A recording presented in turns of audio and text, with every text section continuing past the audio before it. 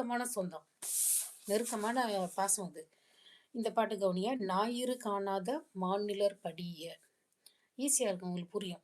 "மலை முதல் சிறுநெறி மணல் மிக தாய் தன் தன்மழை தலைய வாகுக நம் நீத்து சுடர்வாய் நெடுவேற் காளையொடு மடமா அறிவை போகிய சுரனே." இது வந்து பாலைங்கிறது தற்காலிகமான ஒரு வறட்சி இருக்கிறது. ஒரு இப்போ நம்ம இந்தியாவுல ரொம்ப வறட்சியா இருக்கா? ஏப்ரல், மே மாசம் வறட்சியா இருக்கும்ல, அதுதான் அந்த பாலை நிலை அல்லது சுரன்னு சொல்றது. சரிங்களா?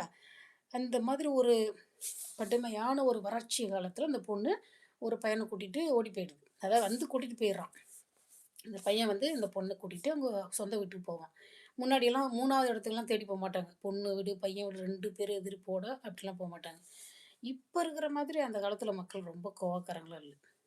அவங்க என்ன சொல்றாங்க அந்த செவிலித்தாய், "ஞாயிறு